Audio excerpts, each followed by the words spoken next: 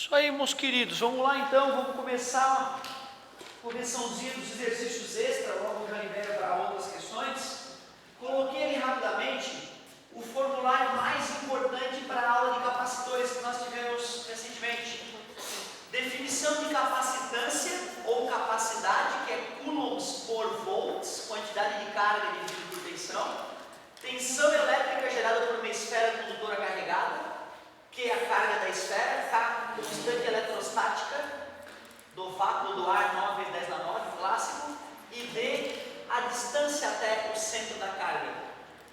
Vimos a relação entre potencial elétrico e campo elétrico, que serve apenas para campo de Ford, que nem ocorre na região interna do capacitor de placas planas. Densidade superficial de carga elétrica, quantidade de carga sobre área. Permissividade elétrica, densidade superficial de carga sobre campo elétrico. Usando as relações de cima, provei que a capacitância de um capacitor de placas planas depende da permissividade elétrica do dielétron, o material condutor que recheia as placas, da área das placas e da distância entre as placas. Também mostrei que a capacitância de um capacitor esférico depende do raio do capacete e da constante eletrostática. Se nos nossos circuitos houverem mais de 1 capacitores, nós temos que aprender a achar o capacitor equivalente. Essa é a soma da associação em paralelo, e essa aqui é a equação para acharmos o capacitor equivalente na associação em série. Em série, todos os capacitores têm a mesma carga, inclusive o equivalente. Em paralelo, a tensão é a mesma para todos. Feita a revisão, vamos lá. Se um capacitor armazena 2 coulombs, quando submetido a 1000 volts, determine a sua capacitância.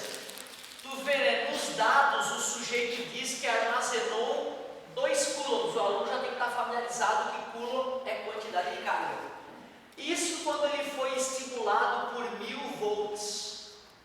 Essa é aquela que não dá para errar. Se ele pediu a capacitância, tu vai no teu formulário, tu vai perceber que a única fórmula que nos ajuda é a própria definição de capacidade ou capacitância. Quantidade de carga, 2 coulombs. Tensão, 1000 volts. Portanto, a capacitância é 2 vezes 10 na menos 3 coulombs por volt ou Faraday. Poderíamos, para ficar bonitinho, escrever 2 milifaraday. Por incrível que pareça, é uma alta capacitância, apesar de ter dado 0,002. Então, para o aluno se acostumando com a definição, não podia ser mais simples. Questão 2. Um capacitor de 8 microfarad é conectado a uma fonte de 20 volts. Observe que os dados foram um pouco diferentes agora. Ele já forneceu a capacitância, o aluno tem que se familiarizar com esse símbolo, que é o U com a perninha comprida, né? O micro, o Mi dos gregos, é o M dos gregos, né? 8 vezes 10 na menos 6, é isso que significa o micro, prefixo micro. 10 na menos 6. E ele disse que ele foi conectado a uma fonte de tensão de 20 volts. U, então, 20 volts. Determine a quantidade de carga armazenada. Ele quer saber a quantidade de carga armazenada. Capacitância é a quantidade de carga sobre a tensão. A capacitância é 8 vezes 10 na menos 6. A quantidade de carga eu quero descobrir. E a tensão é 20 volts. Está dividindo, passa multiplicando. 8 vezes 20, 160 vezes 10 na menos 6 coulombs. Ou, se nós preferirmos, 160 microcoulomb. Ou ainda, se o aluno quiser colocar em notação científica, 1,6 vezes 10 na menos 4 coulombs.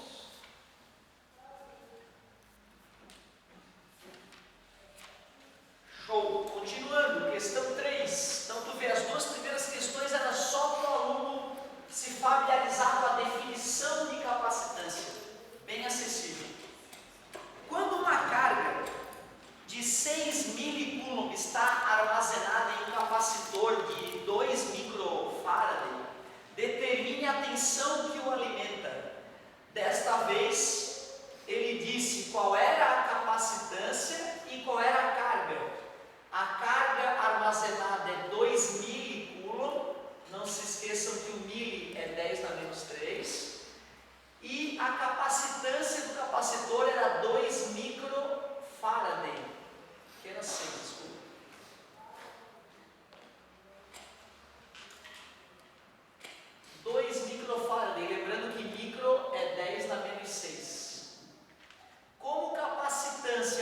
capacidade é carga sobre tensão, se nós sabemos a capacitância, 2 vezes 10 na menos 6, e sabemos a carga armazenada, 6 vezes 10 na menos 3, é só usar a matemática básica para isolar a tensão.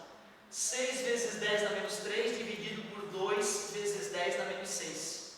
6 dividido para 2 é 3. Mantém a base, subtrai os expoentes, menos 3 menos menos 6, vai dar 10 na 3. Então 3.000 volts eu precisei para poder carregar o capacitor da maneira como ele estava carregado.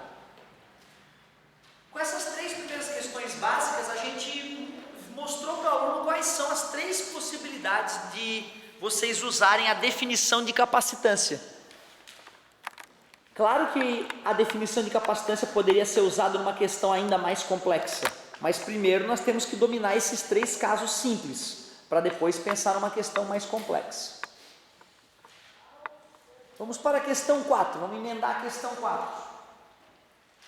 Um capacitor de placas planas é modificado de tal forma que a área de suas placas é reduzida à metade, à medida que a distância entre suas placas é aumentada em 3 vezes.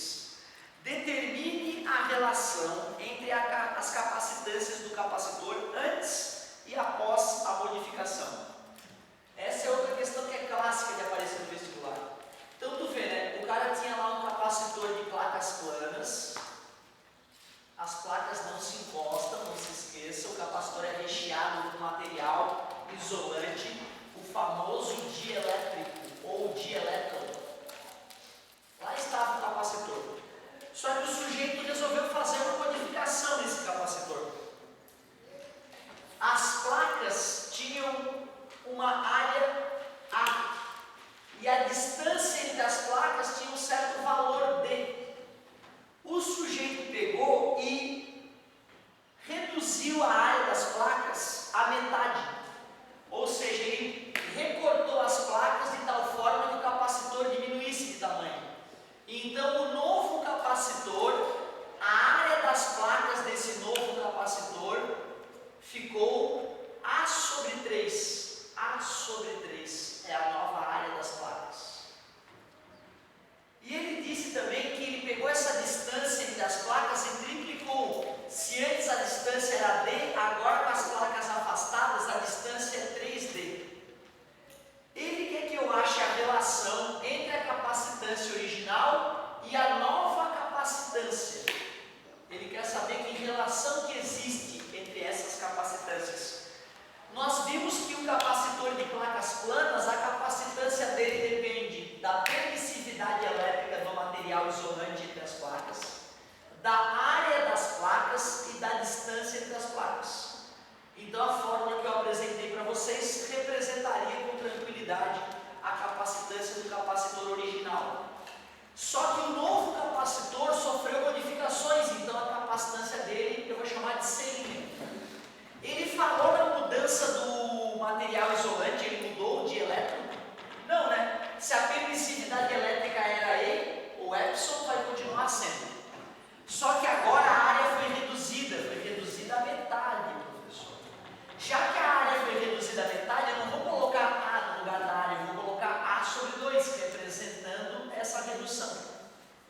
E já que as placas foram afastadas, triplicou a distância entre elas, se antes a distância era D, agora eu vou chamar de 3D. Isso aí é uma divisão em fração, nós sabemos que divisão em fração é a primeira multiplicada pelo inverso da segunda. Então a nova capacitância é E vezes A sobre 6D. Como ele queria que eu relacionasse a capacitância original com a nova capacitância, fica fácil perceber que a capacitância nova é 1/6 da capacitância original. Ou eu poderia simplesmente escrever C dividido por C' é igual E vezes A sobre D, que divide E vezes A sobre 6D. Assim, a capacitância original dividido pela nova capacitância é a primeira vezes o inverso da segunda. Corta as letrinhas iguais, assim eu provei que a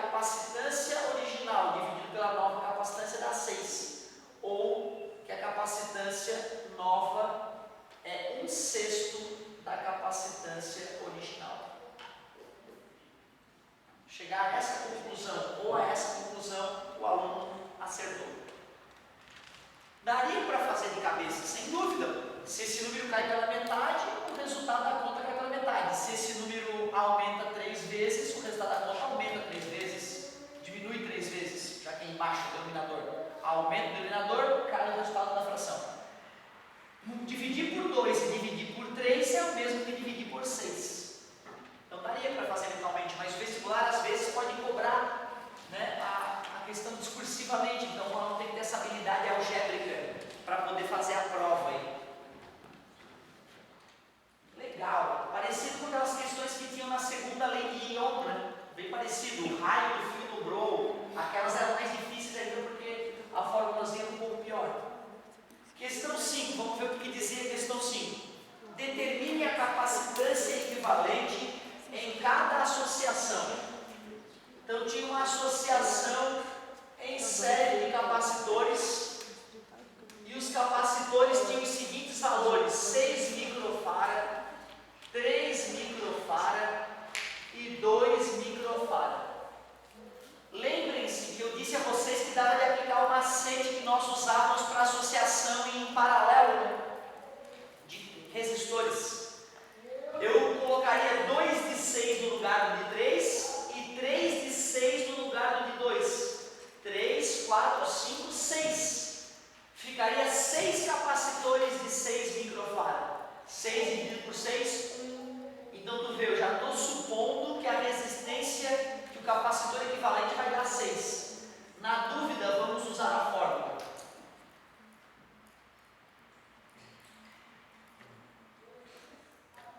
Eu não vou usar o micro.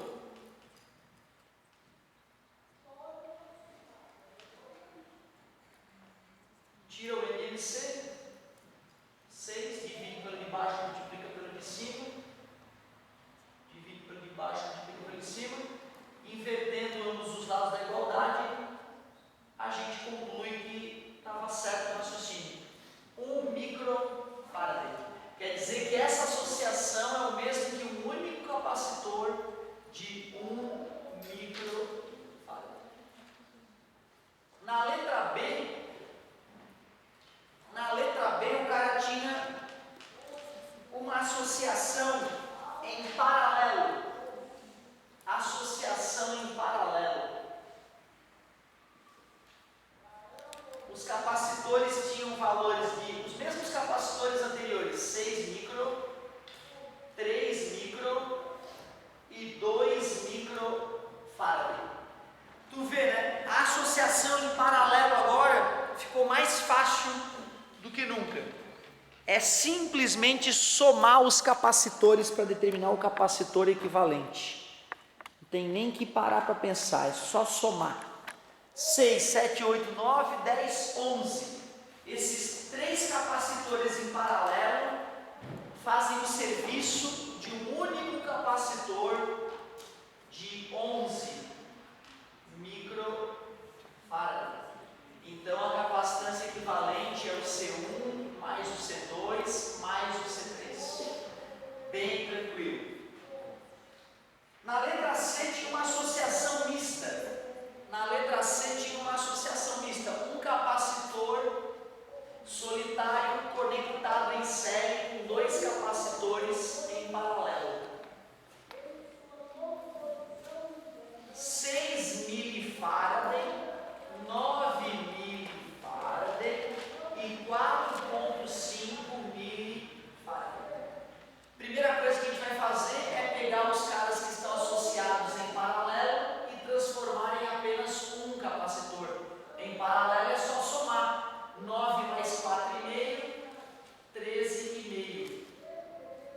E agora que está em série, eu vou fazer aquela soma especial. Eu poderia pensar em colocar, é isso que fazer de cabeça vai ser terrível. Daria para a gente pensar qual é o número que eu vou usar para fazer essa relação, mas a energia que nós vamos gastar talvez não valha a pena. Então vamos jogar na fórmula: 1 sobre 6 mais 1 sobre 13,5. Nós poderíamos